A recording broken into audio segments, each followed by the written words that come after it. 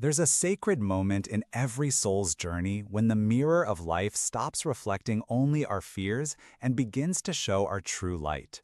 It's as if suddenly you awaken from a deep dream and realize that the storm you've always carried within has finally found its calm. Today, dear evolving soul, let's explore together the subtle and profound signs that your shadow, that part of you that for so long whispered doubts, fueled anxieties, and created resistance, no longer commands the stage of your existence.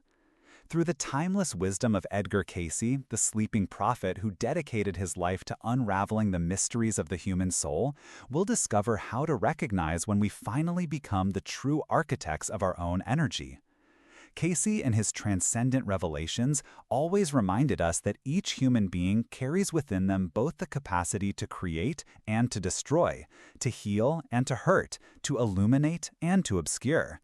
He called this the fundamental duality of the human experience, not as a battle between good and evil, but as a natural learning process where the soul learns to choose, consciously, which energetic frequency it wishes to emanate into the world. When our shadow dominates our energy, we live as puppets of our own unconscious patterns, automatically reacting to external triggers, allowing old wounds to dictate our present behaviors, and carrying with us the weight of karmic memories that haven't yet been transformed into wisdom. But there's something profoundly beautiful and transformative that happens when we begin to awaken to our true nature. It's as if the fog that for so long obscured our spiritual vision begins to dissipate, revealing inner landscapes that have always been there, just waiting to be recognized. Edgar Cayce described this process as a silent rebirth of consciousness, where the soul finally assumes its role as director of its own experience, instead of remaining merely a spectator of dramas that repeat endlessly. The first sign that your shadow no longer dominates your energy manifests in the quality of your inner peace. It's not that superficial peace that comes from the absence of problems, but a deep serenity that remains unshakable even when the external waves of life churn around you. You realize that you no longer fully identify with your emotions. They pass through you like clouds in the sky, but you remain as the sky itself, vast and unchanging. Cayce explained that this happens because the soul finally recognizes its true identity as an eternal fragment of the divine, temporarily wearing the garment of human personality, but never limited by it. Your relationship with abundance also transforms significantly. The shadow carries within it deep-seated beliefs of scarcity, not just materially, but emotionally, spiritually, and energetically. When it dominates, you constantly live in the frequency of lack, of not enough, of the fear that there won't be enough for everyone. This manifests not only in your finances, but also in how you share your time, attention, and love. You become possessive, competitive, and anxious about the future. But when your shadow loses this control, you naturally align with the frequency of divine abundance. You trust that the universe is infinitely generous and that there's room for everyone to shine. Unexpected opportunities begin to arise, resources appear when needed, and you develop an unshakable faith that you will always be cared for and provided for. Edgar Cayce talked about the seasons of the soul, periods in our spiritual evolution where certain lessons need to be learned and certain patterns need to be transcended. When your shadow no longer dominates your energy, you realize you finally completed one of these important seasons. Patterns that have repeated for years or even decades simply dissolve. Toxic relationships naturally drift away from your life without drama or confrontation. Addictions and compulsions lose their power over you. Fears that seemed immense and insurmountable reveal themselves as paper tigers that crumble at the slightest breath of your new awareness. A profoundly transformative aspect of this process is how you come to deal with your own imperfections and limitations. Previously, the shadow used self-criticism as a weapon, constantly reminding you of your mistakes, failures, and inadequacies. You lived in a chronic state of inner judgment, never feeling good enough, always comparing your inner reality to the outward appearances of others. But when you break free from this pattern, you develop genuine self-compassion. You recognize that being human means being imperfect, and that it is precisely through our imperfections that divine light can enter and transform us. And here, dear soul, I need to pause our journey to share something from the heart. If these words are resonating with you, if you're feeling that familiar vibration of recognition, I invite you to join our spiritual family by subscribing to this channel and hitting the notification bell. It's not just about another video arriving in your inbox, it's about creating a community of awakened souls who support each other on this transformative journey. Each subscription is like a small light that ignites in the darkness, reminding us all that we are not alone on this path of self-discovery and healing. Your presence here matters, your energy makes a difference, and together we can create waves of transformation that spread far beyond what we can imagine. Returning to our exploration, notice how your perception of time shifts when your shadow no longer dominates your energy. The shadow always keeps us trapped between the regret of the past and the anxiety of the future, causing us to miss the magic of the present moment. But when you break free, you develop an almost mystical ability to fully inhabit each moment. Hours no longer drag on in boredom or fly by in anxiety. They flow like a gentle river, carrying you naturally to where you need to be. You stop living in constant urgency and begin to trust the divine timing of all things.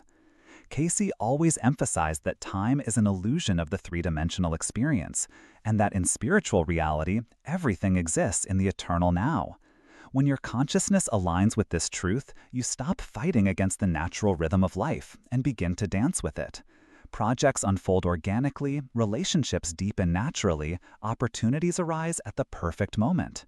You develop a divine patience, not the passive patience of someone waiting for things to happen, but the active patience of someone who trusts they are constantly being guided toward their highest good.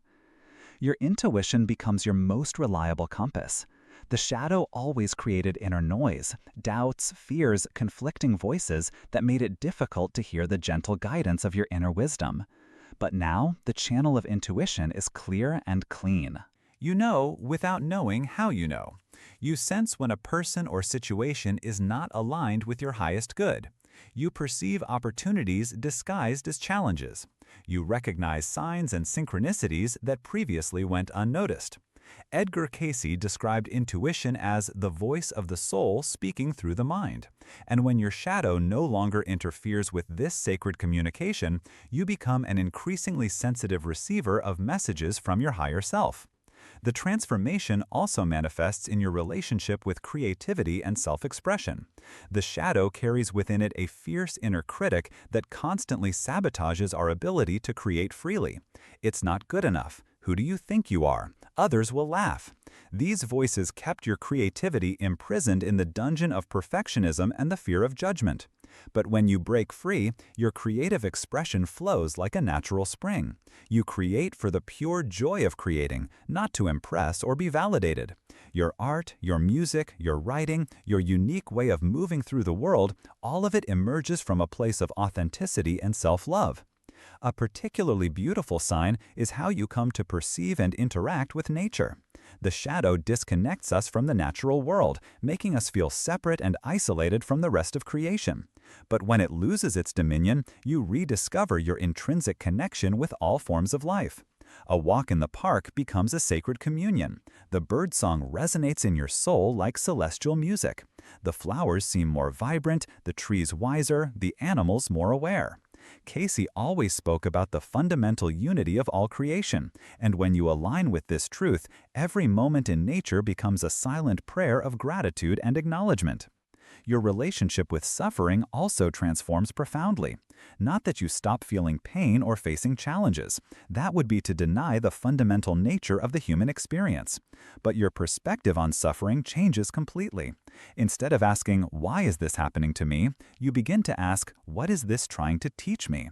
Suffering ceases to be an enemy to be avoided at all costs and becomes a stern but wise teacher, always carrying precious lessons about your inner strength, your capacity for compassion, and your ability to transcend apparent limitations. Edgar Cayce taught that every challenge contains within it the seed of an equivalent blessing. When your shadow no longer dominates your energy, you develop eyes to see these seeds even in the most barren soils of your experience. Losses reveal themselves as liberations. Painful endings make way for more authentic loves. Professional setbacks redirect you to your true calling. Illnesses force you to rethink priorities and adopt a healthier, more conscious lifestyle. Notice how your generosity expands naturally. When the shadow dominates, we live in a scarcity mindset, always calculating costs and benefits, always fearing giving too much or receiving too little. But when you liberate yourself, you discover that giving becomes as natural as breathing, not because you have more material resources, but because you recognize that true wealth is energetic and spiritual, and the more you share this wealth, the more it multiplies. You offer your complete presence in conversations, your genuine attention to those who suffer, your sincere celebration of others' successes, and you discover that this generosity of spirit returns to you amplified in unexpected and wonderful ways. The quality of your dreams also changes significantly. The shadow often manifests in the dream realm through recurring nightmares, symbols of persecution, scenarios of helplessness and terror. But when it loses its power, your dreams become more lucid, more symbolic, more guiding. Cayce was a great interpreter of dreams and always emphasized that they are a form of direct communication between our waking consciousness and our higher wisdom. When your shadow no longer interferes with this communication, you begin to receive clearer guidance through dreams, inspiring visions of future possibilities and even encounters with loved ones who have passed on. Your capacity for forgiveness expands in ways you never thought possible. Forgiveness ceases to be an intellectual concept or a moral obligation and becomes an organic necessity of the soul. You forgive not because others deserve it or because it's the right thing to do, but because carrying resentment becomes physically impossible in your new energetic frequency. It's like trying to carry stones while trying to fly. It simply doesn't work. Forgiveness becomes a form of spiritual hygiene, an energetic cleansing that you do naturally to maintain your high vibration and open heart. A profoundly transformative aspect is how you begin to handle the opinions and expectations of others. The shadow keeps us constantly worried about what others think, always adjusting our behavior to please, avoid conflict, or maintain a socially acceptable image. But when you free yourself from this pattern, you develop an extraordinary inner freedom. You are still respectful and loving, but you no longer allow the opinions of others to dictate your life choices.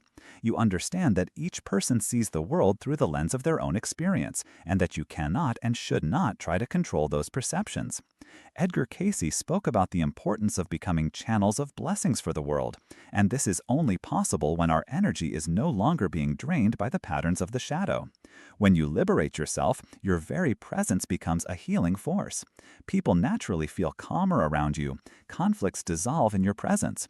Animals and children, who are especially sensitive to energies, are drawn to you. You don't need to do anything specific. Your transformed energy speaks for itself. Synchronicity becomes an everyday language in your life. Repeated numbers, unexpected encounters, books that fall open to exactly the page you needed to read, songs that play at the perfect moment with the exact message for your situation, all of this ceases to be coincidence and reveals itself as the subtle way the universe communicates with you. Cayce always taught that we live in an intelligent and loving cosmos, and when our perception refines, we begin to notice the constant evidence of this divine care. Your relationship with death and transcendence also transforms profoundly. The shadow holds an ancestral terror of death, both physical and metaphorical, fear of the end, of the unknown, of the loss of identity.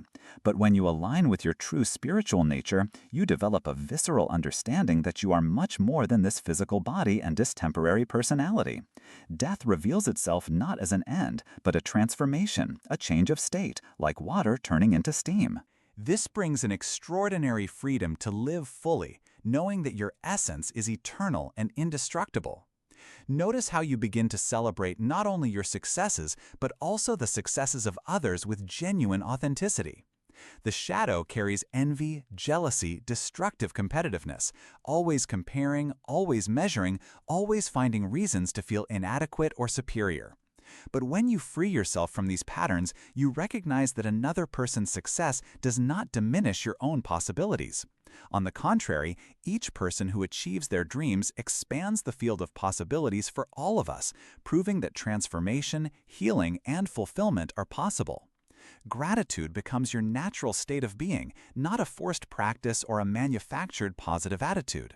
You develop eyes to see miracles in the simplest details: the taste of water when you're thirsty, the feeling of air filling your lungs, the mysterious ability of your eyes to transform light into images, your heart beating without you having to think about it. Cayce always emphasized that gratitude is one of the highest frequencies we can emanate, and when it flows naturally from you, it attracts more and more reasons to be grateful. Your capacity for presence expands dramatically. The mind no longer wanders constantly between painful memories and anxious projections.